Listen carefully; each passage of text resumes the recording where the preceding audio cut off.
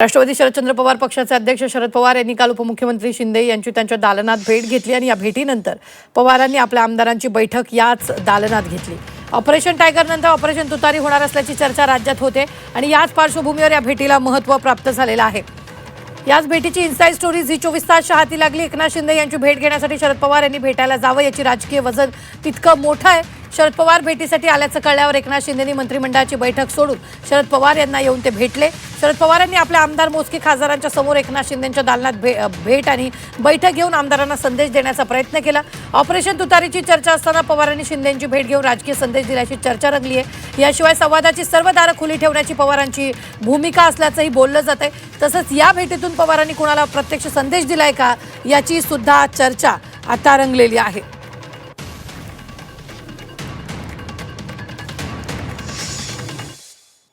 सूत्रांच्या माहितीनुसार operation tiger नंतर ऑपरेशन तुतारीची राज्यात चर्चा।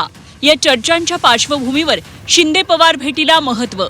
शरद पवार भेटीसाठी आल्याचं कळल्यानंतर मंत्रिमंडळाची बैठक सोडून एकनाथ शिंदे भेटीसाठी गेले।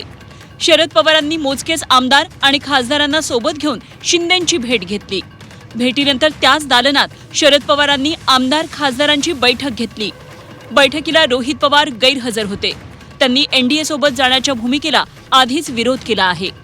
2 दिवसांपूर्वी विनोद तावडे आणि जयंत पाटील यांच्यात देखील बैठक झाली होती। त्यामुळे एनडीए सोबत जाण्याची दारं शरद पवारांनी खुली ठेवली आहेत का अशी चर्चा सुरू आहे।